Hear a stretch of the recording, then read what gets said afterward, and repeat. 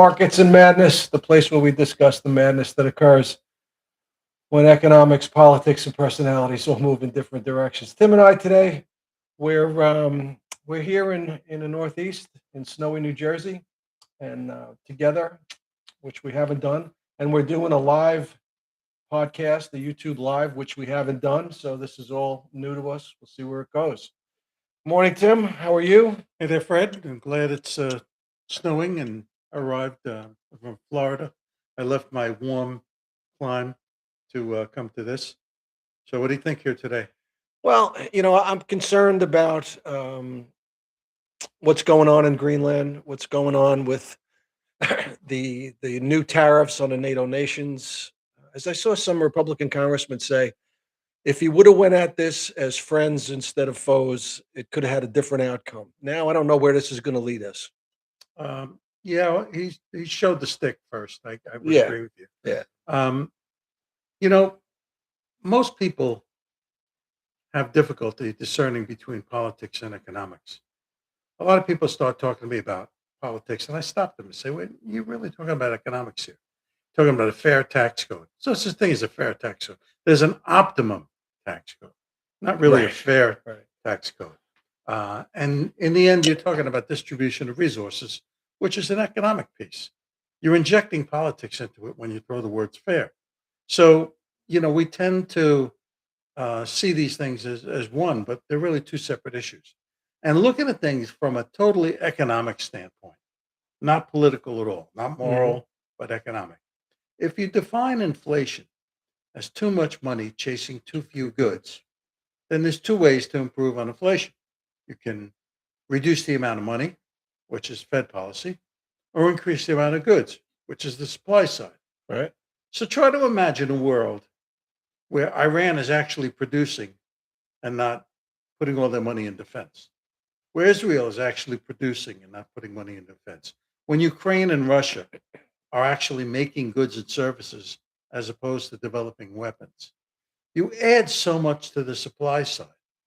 And that's what this government is trying to be. None of us know whether or not he's going to be successful. And none of us know what their motives are, whether their motives are altruistic. Could be Trump's agenda driven by his ego, or it could be that the net effect of reducing tensions around the world and reducing military budgets, which is the opposite of what's happening here. Yeah, We're adding to the military yeah. We've budgets. talked a number of times about Trump being the Right. biggest arms merchant in the world. Absolutely. Yeah. But if you get these, I'm not going to call them skirmishes because they're wars. Yeah. The whole Middle East, Syria was all about producing weapons, and maybe they're not now. Maybe that's an optimistic viewpoint, but we changed the regime in Syria. Iran's a big piece of that. You know, think of all the money Iran has put into Hezbollah and the Houthis and Hamas, and channel that into productivity, and you get a whole different world. And Trump is, I think you have to define him as a grandiose thinker, and I think that's really what's a lot of the motives here. Secondarily, uh, the I'm starting to see people come around to what we were thinking about Venezuela and controlling the price of oil. Not so much controlling the price, but setting payment in dollars, bringing the dollar back to reserve country status. So that's what's sort of been occupying my mind these days. Yeah, I mean, I've been reading a lot more about protecting the petrodollar. About it's not really regime change; it's just focusing on our uh, benefits, I guess you'd say, and where the oil industry is. I guess you'd have to call it regime change to be fair. Um, but nevertheless, one of the motives seems to be let's price oil in dollars again and make the dollar a reserve currency and force all these Keep it, countries, yeah, keep it a reserve yeah, currency. yeah, Yeah, force all these countries to stockpile dollars in before they have to pay out those dollars in oil. They put those dollars to work in U.S. Treasury. but the whole point of that is so we can continue to run our huge deficits. right? Well, I don't know if that's the point of it. Um, Because if we don't have the dollar as a reserve currency, then these debts, these deficits that we're running will just cripple the United States. and I would say that's a result, not the point, though. I mean, I can remember before we had these obscene deficits. I mean, I'm going back to the late 70s and early 80s when we started to run these. First of all, the deficits didn't really exist while we had a tight Fed. Hmm. It was once the Fed said, "I'm not going to print these guns and butter for Vietnam and Medicare and Medicaid. I'm not going to print these dollars. Congress is going to have to borrow them." And at that moment during the Reagan administration, that's when the deficit showed up because prior to that, we monetized the debt in the currency. That's why we Hmm. had 20% inflation. Right. So when the Fed said, "No, I'm not going to do that anymore. I'm not going to monetize these debts for you. You're going to have to borrow this money. I'm not going to print it for you." That's when the deficits began. And that was the Volcker Fed, and that was 1980. So you just run a chart and look at when the deficits began. They began in the 80s because the Fed wouldn't print the money anymore. We were still spending the same amount. We just borrowed it instead of And, printed it. and the idea was the hope that, all right, if you got to borrow it, at some point you're going to rein yourself in. It just never stopped. No, it never It stopped. never stopped. To your point, they found a way to import that money to finance the debt Hmm. um, because the dollar was a reserve currency. Right. That was enabling, not so much the point of, but it was enabling. It was a result. So anyway, if peace breaks out in all these places and productivity begins, that's the ultimate global supply side argument. Now, I'm not saying that's happening. Maybe that's a goal. Yeah. I mean, I think I've been very disappointed in the last few months with the administration and some of the things that they're trying to do. It's a very heavy hand that's going on, a very heavy hand, and I'm not comfortable with how to get into it. I don't know the other side. I don't know how to solve the problems that we have, given the pushback he's getting from the left. Well, if you were And in charge and you were in charge in what's admittedly a dysfunctional government, I mean, you can't do anything with Congress. Congress is by definition dysfunctional. Mhm. So we have a dysfunctional government. What the hell do you do if you want to progress? You know, you really don't have another solution other than heavy-handed. And I know that sounds like a defense, Yeah, but it's just an assessment of the realities. yeah. We talked about this a couple of weeks ago. The fact that the midterms are going to be the be all and the end all. And I think, you know, it's probably the last 8 or 10 elections. This is the most important election of our lifetime. The last 8 or 10 elections that we've Yeah, had, and I think we're moving into another one. Is the most important election of our lifetime. and I really wish we citizens knew the reality of the totality of the situation. We get fed 30% of the truth. Nobody knows which side of it is, and we maybe understand 10% of that. There's so much we don't know. Yeah, Uh, it's sad, but yeah. Believe it's none the of what you reality. see and none of what you hear and half of what you actually see. And in the case of the media and the government, it's less than that. It's worse than that. Yeah. It's like, what are you going to believe, me or your own eyes? Right. You Your know? own lion eyes, as I was used to say. Yeah, we are in a very tough spot, and I don't know how we get out of it. But not making friends throughout Europe, making enemies throughout Europe, I don't think is the right way to go. I think that's going to be a problem Yeah, going forward. and I think the retaliation from their part might be in the government bond market. They might just opt not to buy U.S. Treasuries. I don't know what their alternative is. I don't see any alternative to buying U.S. Treasuries and earning a paltry That's three why they're percent. that's why they're buying gold. Yeah, I guess so. Yeah, that's why they've been buying gold and silver, and they don't trust the fact that we can put sanctions and freeze your deposits. Yeah, I think the whole gold rally started with the Russian war in Ukraine and the sanctions that came on. you Central think about banks, how powerful that sentiment is. Yeah. It's ignoring the 3.5% you can earn with dollars, or 4% you can earn with dollars. It goes back to the old adage, return of principal, not return on principal. Yeah. If you're an Iranian and you're looking at your assets being frozen, if you're Putin and you're looking at your assets being frozen, I'm going to give up the 3.5, 4% and make sure I can get my money when I need it and put it in the vault. You know, And that leads you to the tariffs, which is the control gate. Yep. That's the volume knob. They'll start out, turn the volume up. Okay, you got a 30% tariff. And then they say, well, we'll do this for you. Well, I'll drop it down to 20%, you know, and he just adjusts that gate up and down. And he gets blamed for volatility, but it's a it's a method to operate. I don't know how else to do it, you know, short of military action. Yeah, and we talked about it the other day how the Europeans feel about coming to the U.S. and they see these clips and these videos of what's going on in Minnesota. Talk about military action.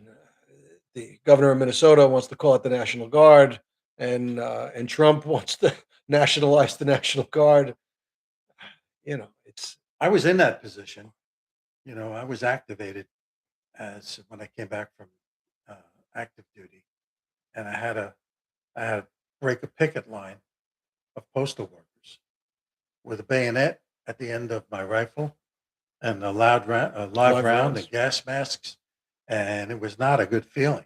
Yeah, I can't imagine an Ohio National Guardsman facing a Pennsylvania National Guardsman or a Minnesota. Minnesota National Guardsman. It's unthinkable, but we're not that far from that. No, I mean you see rioters breaking into armories, ICE armories and stealing their weapons. Yeah. That's a scary sight. Well, there's your other argument for gold. I Yeah, guess, right? yeah, yeah. You don't want to give up on any of that. Um, what about the markets itself? We talked about politics and where it's going, but what about the markets itself? I think I'm worried about the bond market for all the reasons we just talked about. And if the bond market backs up and starts to demand higher yields, we're in trouble. Hmm. Um, this market's in trouble. Bond market could lead stocks down. Now that said, it's a lot of solid gains we've made to reduce that debt. You know, so funding the debt is the whole ball of wax here. We were watching something yesterday that some pundit was talking about 5.6 GDP. I don't know if that was a flash number or Wow. Yeah, you get 5%, five over 5% GDP, and that debt becomes a lot smaller relative as to a percent, GDP. yeah, as a percentage of GDP. Yeah. Yeah, and much easier to fund. And he's doing a lot of things to fund to do that, to grow the economy and shrink the debt. Tax policy, you know, people have argued lower tax rates. Lower tax rates have shrunk debt in the past because they've expanded the economy. So And the big beautiful bill kicks in. We're 3 weeks into it now, right? I was doing a radio show one time, and a woman called up, and she said, what's the best tax rate? What's the fairest?" And I said, "Well, it's two different questions. The fairest is one number, but the best would have to be the optimum. Now, there's two numbers that mean that you don't get any tax revenue, 0 and 100%, Right. right? So obviously, the optimum must be somewhere in the middle of that. And we do that ready, shoot, aim thing every few years, where we pick a number and say, well, what's that do to tax revenue? What's that do to GDP? So um, these arguments are so biased that everybody looks at them with their own personal bias, us included, um, and impose that on what we think the reality and the outcome is going to be. By the time the outcome shows up, it's too late. We're Yeah. arguing about something else. Yeah. I mean, a lot of people think you talk about the optics and changing the view. A lot of people think these riots in Minnesota are all to change the focus away from all the fraud that's potentially been uncovered. You know, and I don't know if that's real or not. but you'd have local politicians really pushing the fact that these people need to fight, fight, fight, Well, sending out fodder to the cannons, you know? that's a fair question to ask yourself. If you could really get a handle on even knowing, not fixing, but knowing what the true fraud number is it enough to shrink the debt? Now, Minnesota, you're talking about arguably somewhere between 8 and $12 billion. Right. That's not enough. It's unthinkable number, but it's not enough. So you throw New York in there, and you throw Illinois and California. California, and Yeah, yeah. maybe you come up with a number like 400 million, 500 billion. That's now you're getting to a point where that's that much less debt you have to fund. And we talked about what I think the scheme is, and the scheme is to lower short rates and move the debt funding all to the short end of the curve Mhm. and try to get that 10-year reduced. You know, flattens the curve, gets the short end higher because the Fed can't really hold it down with all the Treasury funding pushed to the short end. But I think that's where we're going. Yeah, I don't disagree. The fraud number, who knows what it is and could be. It's enormous. And this was the whole point of Doge. And I truly believe it's what got Trump voted in, is fighting fraud, getting the government waste out, and bringing back to what people really want. And that's a government that works for them, and not government that works for the corrupt. You think that's how he got elected? That's absolutely. I think he got elected because of inflation, the price of gas, and the border. No, I think the border had something to do with it, and the border brought on the fraud, and I think it was all about his poll numbers changed. Everything changed when Musk came on board and said, we're gonna fight, we're gonna support, we're gonna investigate, we're gonna push this forward." And it was Trump and it was Musk and Vivek were going after the Department of Government Efficiency. Okay, my problem with that is you said the poll numbers changed. I never believed the poll numbers. Oh yeah, I thought they were bought anyway. So I mean, that's the problem. You keep relying on data that we can't really rely on. yeah, that is true.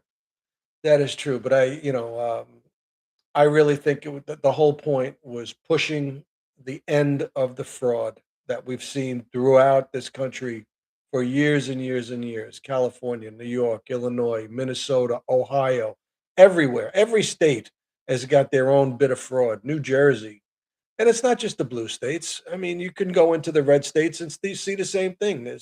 Everybody's got a cousin who works here, a friend who works there, and the no-show jobs that you've seen. There's some highway projects that have been careers for some people. It lasts forever, right? Yeah. And how much is spent, on some of these highways. Yeah. And taxes keep going up, and tolls keep going up. I'm, And I think people were sick and tired of it, and that's how Trump got elected. I'm going to go back to that word I used earlier, dysfunctional. Yeah, We have a dysfunctional government, yeah, not just Congress and the Democrats and Republicans argue with one another. But even if they were in one voice, they'd still be dysfunctional for the Mhm. reasons you just outlined. yeah. Anyway, it's frustrating, and it's January of 2026. You think we would have fixed some of this by now, but we're 10 months away from 11 months away from an election. Right. It's a very serious election.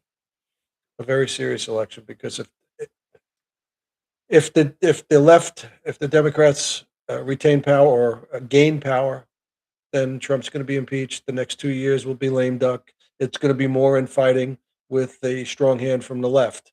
If the Republicans win and gain more seats and have more control, well, they're going to ram everything they want through. I know that the fear is that the left is going to pack the Supreme Court. The left is going to end this filibuster.